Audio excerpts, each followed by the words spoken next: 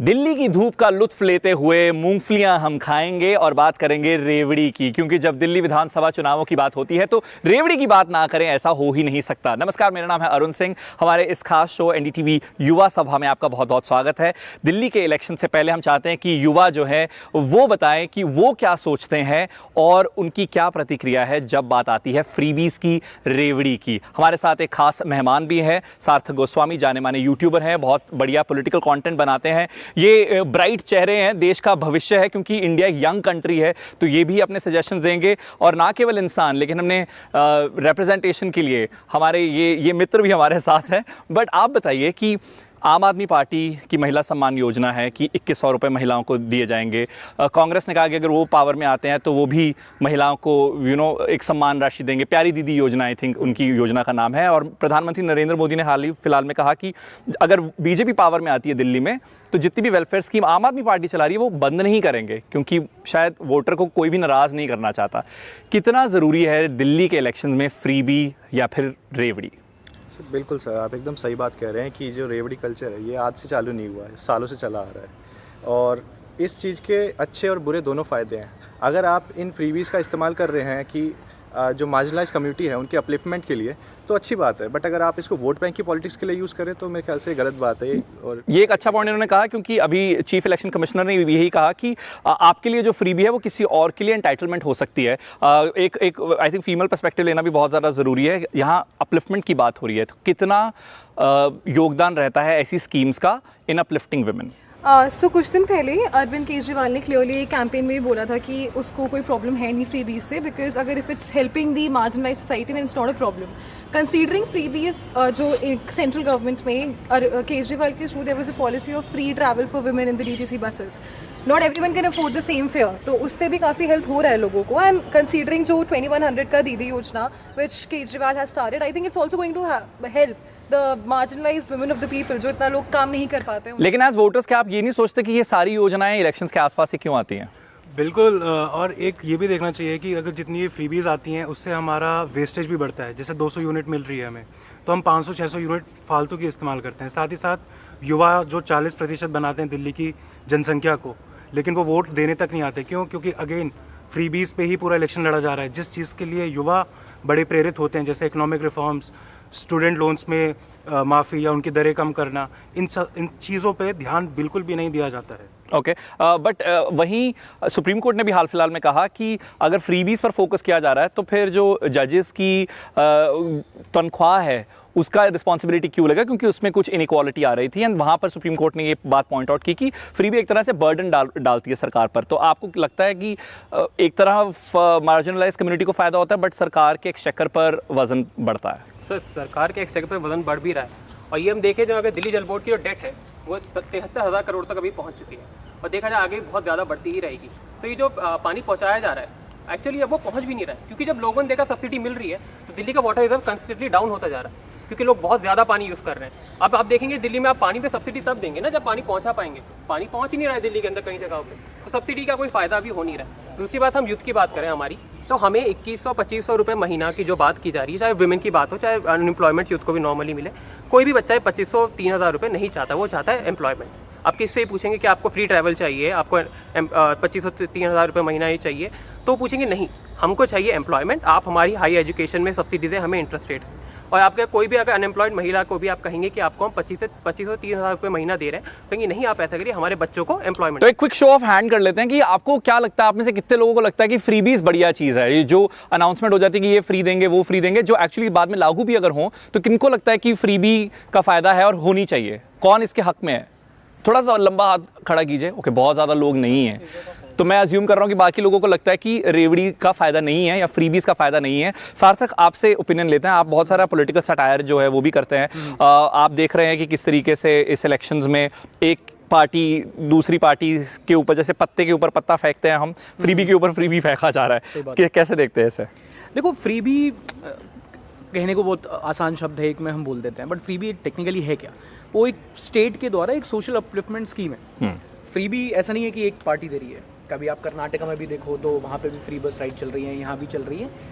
Intent देखना चाहिए और उसकी इकोनॉमिक वायबिलिटी देखनी चाहिए कि आप दे क्यों रहे हैं। अगर आप बोल रहे हो कि आप 200 यूनिट फ्री बिजली दे रहे हो, आप फ्री बस राइड दे रहे हो, तो कई लोग हैं जो अफोर्ड नहीं कर सकते, कई महिलाएं हैं जो उसको अफोर्ड नहीं कर सकती। तो क्या आपका जो इंटेंट है वो उनकी अपलिफ्टमेंट है, मार्जिनलाइज कम्युनिटी, जैसे कि उन्होंने कहा कि क्या लोगों को एम्पावर करना है, या आपका इंटेंट ये है कि नहीं इनको अगर ये दे देंगे तो ये बाकी चीज़ों पे सवाल नहीं उठाएंगे, इनको हम वोट ले लेंगे। तो अगर वोट लेना के लिए आप वो स्कीम चला रहे हैं तो वो गलत है। तो पिछली बार जब आम आदमी पार्टी ने बहुत सारी चीज़ें अनाउंस की थी और लागू भी हो रही थी फ्री चीज़ें, और अच्छा उनका परफॉर्मेंस रहा इलेक्शंस में, और लोगों ने कहा, और कई पॉलिटिकल कमेंटेटर्स ने ये भी कहा कि दिल्ली वाले तो जो हैं वो मुफ्तखोर हैं, क्योंकि उन्हें कुछ मुफ्त दोगे तो वो उसका रिजल्ट आपको दिखाएंगे वोट्स में। तो आप पिछली बार क्योंकि वर्क किया तो आपको लगता है वो इस बार सब पार्टीज को इनकरेज कर रहा है? और क्या ये स्टेटमेंट सही है कि हाँ दिल्ली वाले जहाँ पर अगर फ्री चीज़ मिल रही है वहाँ वो अट्रैक्ट हो जाते हैं? ऐसा नहीं है मुफ्त खोर हैं ऐसे, तो मतलब यही है ना कि ये पॉलिटिक्स है अपनी अपनी।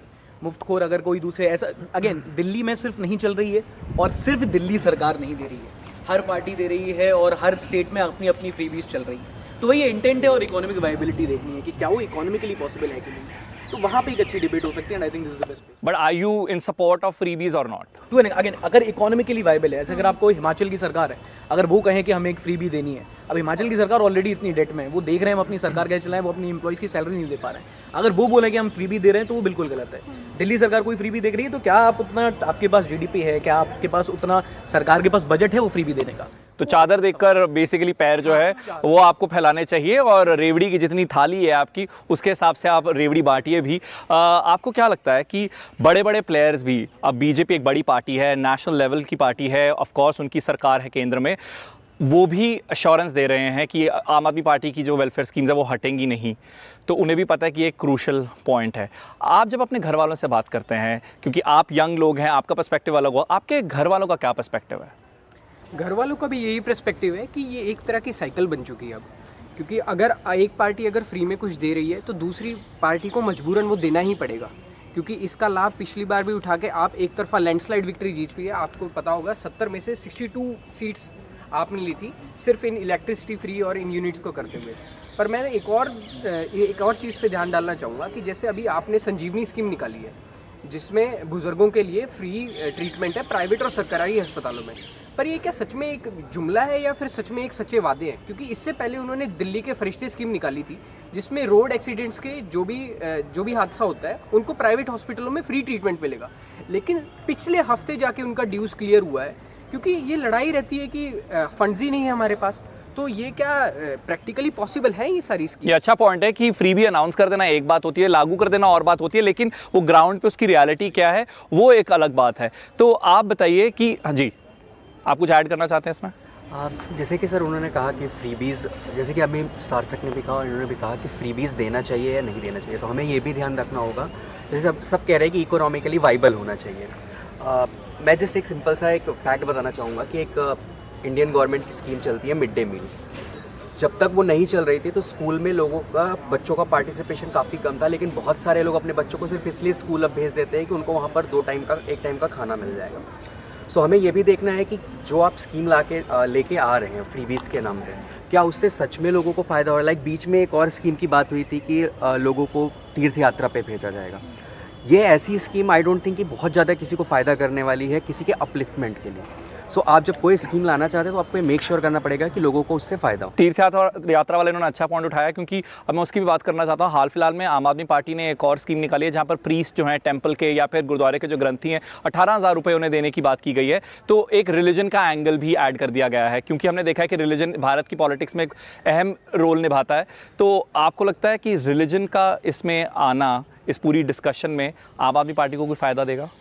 ज़रूर फ़ायदा देगा, क्योंकि मेरे हिसाब से फ्रीबीज एक बहुत शॉर्ट टर्म वो चीज़ होती है, वो शॉर्ट टर्म में। पर रिलीजियस एंगल फ़ायदा देगा आपको लगता है? हाँ, रिलीजियस एंगल जरूर से फ़ायदा देगा, क्योंकि हिंदू वोटर्स बहुत हैं, बहुत सारे, वो कहते हैं दिल्ली में वोटर्स हैं। धर्म की अगर हम बात कर रहे हैं तो एक पर्सपेक्टिव ये कहता है कि क्योंकि भारत में आप धर्म को जुदा कर ही नहीं सकते पॉलिटिक्स से, दूसरी ये भी एक पर्सपेक्टिव कहता है कि राजनीति में धर्म को मिक्स करना ही नहीं चाहिए। तो आप में से कितने लोगों को लगता है, अगेन शो ऑफ हैंड, कि राजनीति और politics go hand in hand, कि मतलब इट्स नेचुरल कि जब पॉलिटिक्स की बात होगी तो धर्म की भी होगी? आप में से कितने लोगों को लगता है?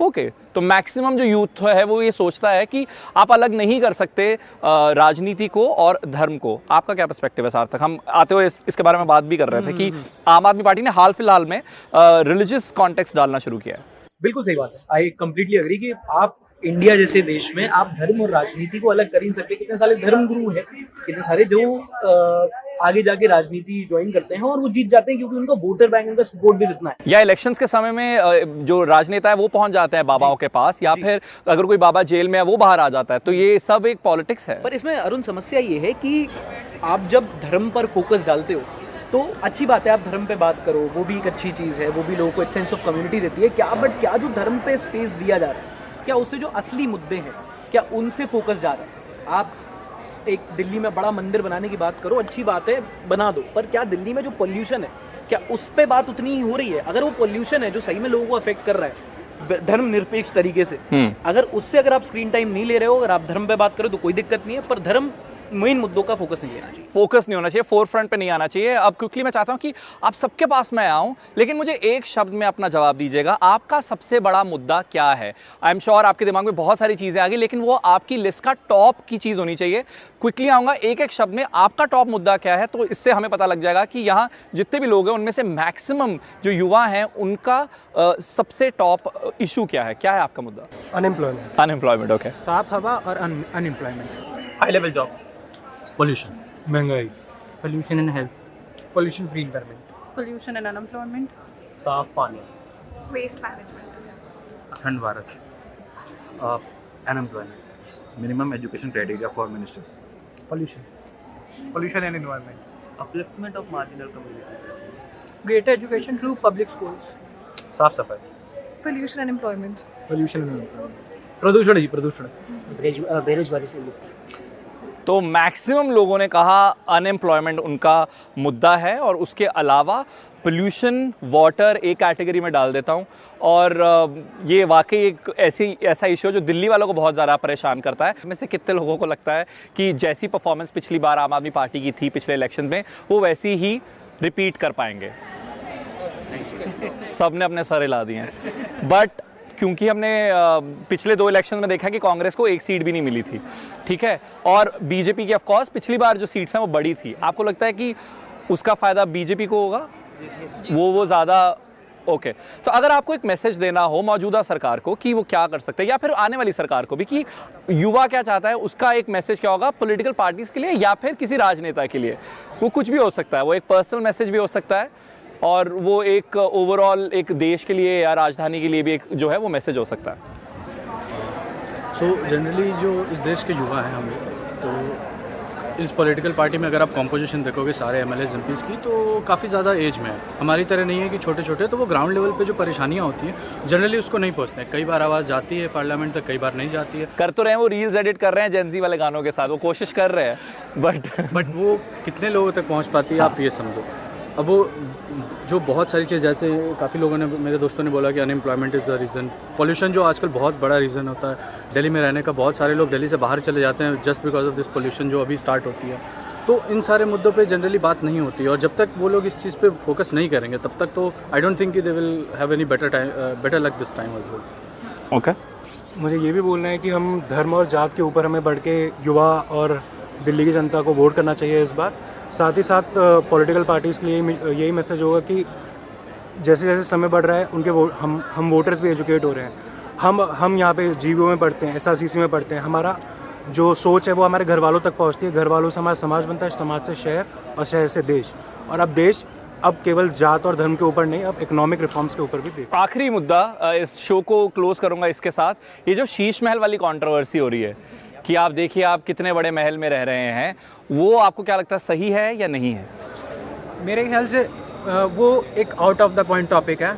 मेरे ख्याल से जो मेन मुद्दा है जो कि है पोल्यूशन, अनएम्प्लॉयमेंट और साफ हवा जो भी है, तो उस पर ज़्यादा ध्यान देना चाहिए, वो फोकस नहीं होना चाहिए। सर हमारे दर्शकों के लिए आई एम श्योर वैसे आप जानते ही होंगे, लेकिन वही है कि बीजेपी आम आदमी पार्टी को घेर रही है कि आपने शीश महल पर यानी अरविंद केजरीवाल के आवास पर इतने पैसे खर्च किए, और दूसरी ओर वो अब आपकी तरफ से जवाब आ रहा है कि आप बताइए कि जो प्रधानमंत्री नरेंद्र मोदी का आवास है उसका हम एक टूर दे दीजिए। मेरी कोशिश रहेगी उनके पास जाऊँ जिन्होंने अभी तक बात नहीं की है। तो आप मुझे बताइए कि ये शीश महल वाली कॉन्ट्रोवर्सी कितनी रेलेवेंट है अभी? क्विकली। ये बिल्कुल रेलेवेंट नहीं है, अगर नहीं है, नहीं, क्योंकि पुराने मुद्दे पे आए अगर, तो अरविंद केजरीवाल का ये चौथा टर्म होगा। पहली बार 2014 में आए थे और तब से वो ये प्रोमिसेस करते आ रहे हैं कि यमुना और हवा को, पोल्यूशन को हम क्लियर करेंगे, but he has not been able to deliver on those promises. I think he need to work on to that, and ये बड़ा मुद्दा होना चाहिए हमारे लिए, because if we are not living, हम जिंदा ही नहीं रहेंगे, तो फ्रीबी और रेवड़ी कल्चर तो ये दूर की बात है। मुझे लगता है कि इस बारे में हमें देखना चाहिए कि जैसे जो फ्रीबीज की हमने बात की थी, वहाँ पर अगर हम देखें जो भी आम आदमी पार्टी के पिछले 5 साल या 10 साल रहे हैं, उसमें उनकी लॉन्ग टर्म डेवलपमेंट की स्कीम्स बहुत कम रही हैं। हम देखें दिल्ली का ड्रेनेज सिस्टम में जरा सी बारिश होती ही पानी भर जाता है, उसके लिए अभी तक क्या किया गया है? जैसे कि बात की गई यमुना साफ करने की, उसको भी नहीं किया गया। ऐसे बहुत सारी जो लॉन्ग टर्म परियोजनाएं हैं, उनको अब जा करके जो भी नई सरकार बने उसको उन चीज़ों को ध्यान रखना चाहिए और लोगों को भी ध्यान रखना चाहिए कौन उनको फुलफिल कर सकता है। एक्चुअली ये जो सिस्टम है ना शीश महल का, तो ये मुझे लगता है कि ट्रांसपेरेंसी मेंटेन हो तो ज़्यादा बेटर होगा, क्योंकि अगर हम लोग सिर्फ जाएंगे कि मुद्दा नहीं उठाना, इट्स नॉट बेटर, लेकिन हम लोग पूरा डिटेल मैप के साथ देखें कि वो कितना खर्च कर रहे हैं, तो लोगों को पता चलेगा कि करप्शन हो रहा है या नहीं हो रहा। और सेकेंड थिंग ये कि ये जो पॉल्यूशन वाली प्रॉब्लम है, हम लोग को डिटेल मैप बनाना चाहिए इंफ्रास्ट्रक्चर के लिए, और लोगों को बताना चाहिए कि हम लोग ये करेंगे तब जाके ये पॉल्यूशन की सिस्टम सुधरेगी हमारी। ओके जी, ये शीश महल कंट्रोवर्सी कुछ नहीं, सिर्फ एक मास हिस्टेरिया है। आप जाके दूसरे स्टेट्स में देखिए, वहाँ पे क्या एमपी लोगों के पास ऐसे मकान नहीं है। हाँ, बट लेकिन लोग उसका रिटॉर्ट लोग ये देते हैं कि क्योंकि आम आदमी पार्टी सरकार ने कहा था कि वो ऐसी कुछ भी फैंसी चीज़ें नहीं करेंगे, वो वीआईपी कल्चर को बढ़ावा नहीं देंगे, इसलिए उनको घेरा जा रहा है। अदरवाइज ऑफ कोर्स ये बहुत कॉमन है कि और स्पेशली जो कोई पोजीशन ऑफ पावर में है, तो एक कोड होता है, आप एक तरीके से रहते हैं, तो वो आम आदमी पार्टी का ओपिनियन है। अगेन मैं यही कहूँगा कि ये सिर्फ दिखाने की चीज़ है, पीछे से सब बैक एंड में सब यही काम कर रहे हैं, एंड ये सिर्फ एक मास हिस्टेरिया है जो सिर्फ लोगों को बताने के लिए करा गया है। तुम जाके देखोगे तो अभी भी लोग गरीबों में एकदम झोपड़पट्टी में रह रहे हैं। दिल्ली में लोग एम्प्लॉयमेंट के लिए आते हैं, तो मेन इशू है और उस पर काम करना चाहिए। शीश महल वगैरह जस्ट हिस्टेरिया। रैप करते हैं सार्थक के साथ। सार्थक, आपने पूरी कॉन्वर्जेशन सुनी, हमने बात की ऑफ कोर्स रिलीजन के बारे में, रेवड़ी कल्चर के बारे में, और फिलहाल अभी शीश महल वाले पे।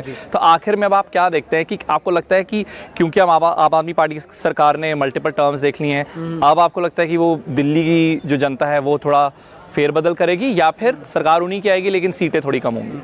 देखिए, ऑब्वियसली टक्कर तो बहुत क्लोज होने वाली है। They are certainly going to lose seats. अगर उनको लग रहा है कि जितनी उनकी आई थी 60 से ऊपर, उससे कमी आएंगी, क्योंकि अगर आप आम जनता में जाके बात करोगे तो एक डिस्कंटेंट है ना। जैसे अभी काफ़ी लोग बोल रहे थे, आपने शीश महल वाले की बात करी। आप अगर आइडियलिज्म लेके आते हो तो आप पे सवाल ज़्यादा होगा। अगर मेरा पूरा क्लेम टू फेम ये है कि ये करप्ट है, इनको हटाया जाए, हमको बिठाया जाए, तो जब हम इनकी सीट पे बैठेंगे तो हम पे ज़्यादा सवाल उठाए जाएंगे। तो वो चीज़ें लोग कंसिडर करते हैं। जो आइडियल नेचर्स लेके आम आदमी पार्टी आई थी कि हम इनकी तरह नहीं बनेंगे, हम उनकी तरह नहीं बनेंगे, हम ये खराब राजनीति करते हैं, धर्म की राजनीति करते हैं, फिर आप देखते हो कि आप 18,000 इनको दे रहे हो, फिर आप कह रहे हो नोट पे भगवान की फोटो नहीं चाहिए, आप सॉफ्ट हिंदुत्व में चले जाते हो, तो लोग कंफ्यूज हो जाते हैं। लोग कहते हैं आप ये क्या कर रहे हो। आप बोलते हो कि दूसरी पार्टी में डिक्टेटोरियल टेंडेंसी है, आपकी ही पार्टी के पुराने मेंबर कहते हैं कि नहीं हम तो छोड़ के जा रहे हैं क्योंकि ये ठीक नहीं है। जो आपने वादे किया आप पूरी नहीं कर पाए, तो जो जनता है वो तो यही बोलती है ना कि हमने आपको वोट इस सब के लिए नहीं दिया था। कहते हैं ना कि दिल्ली के लोग हैं वो हवाबाजी सहन कर लेंगे, वो बहानेबाजी सहन नहीं करेंगे। तो वहाँ पे जनता में थोड़ा डिसकंटेंट है। अब वो कितना आम आदमी पार्टी पे अभी भी अपना भरोसा जताए रखते हैं after 10 years of anti incumbency, देखते हैं। सर, ये पूरा शो फ्रीबीज़ के बारे में था और मैं बस यही बोलना चाहूँगी कि freebies at the time of election introduce नहीं करना चाहिए। जैसा सार्थक ने कहा कि उनकी सोशल या इकोनॉमिक वाइबिलिटी क्या होती है और उसका इम्पैक्ट कितने अच्छे से आ सकता है, not just at the time of the election but actually में वो पूरे साल जब तक वो अपने टर्म में है तब तक वो उसको लाएँ, उस पर इम्प्लीमेंट करें, ताकि जो है पूरी जनता वो उन पर उतना विश्वास कर पाए। तो just at the time of election it's not right in my perspective. क्या आप मोहल्ला क्लिनिक से खुश है आप में से? ओके, मोहल्ला क्लिनिक के काफ़ी यहाँ पर फैंस हैं, तो वो कहते हैं कि बढ़िया चीज़ है, दिल्ली वालों को मोहल्ला क्लिनिक जो है वो भाग गया। हाँ जी, बताइए आप क्या कहेंगे? मेरा भी पर्सपेक्टिव यही है। शीश महल या फ्रीबी जो रेवड़ी कल्चर है, मुझे लगता है इलेक्शन के टाइम पे इंट्रोड्यूस करना इज़ समथिंग कि हम इसके आड़ में हम कुछ बड़े बड़े प्रॉब्लम्स जो है उनको छुपाने की कोशिश कर रहे हैं ये पॉलिटिकल पार्टीज़। तो इलेक्शन के टाइम पे इंट्रोड्यूस करना अगेन सही नहीं है, और फ्रीबीज इंट्रोड्यूस करना तब इफ़ेक्टिव होगा जब हम उसके साथ साथ फिनेंशियल सस्टेनेबिलिटी भी ध्यान में रख के कर पाएँ कि क्या हमारी बजट जो है वो सस्टेनेबल है, इकोनॉमिक पर्सपेक्टिव सस्टेनेबल है, तब फ्रीबीज। इसी बात पे मेरी तरफ से भी आपको रेवड़ी जल्दी आपने खत्म कर दिया। बहुत बहुत शुक्रिया, थैंक यू सो मच, और बहुत बहुत धन्यवाद। आप सबने अपना ओपिनियन जो है वो रखा, और इसके बाद जैसे ही हम रोल करना ये खत्म करेंगे तो हम भी यहाँ रेवड़ी और मूंगफली जो है वो खाने वाले हैं। बट मज़ेदार कॉन्वर्जेशन थी। आप सबके ओपिनियंस बहुत ज़्यादा मैटर करते हैं। यंग हैं आप और आप भविष्य हैं। जो आपने कहा, आई होप जो सरकार है वो सुन रही है, जो लीडर्स हैं वो सुन रहे हैं, और फिर अपने व्यवहार में, अपने कैरेक्टर्स में वो सारी चीज़ें लेकर आए जो इन्होंने सुझाव दी। मेरा नाम है Arun Singh and this is a sign off for NDTV India.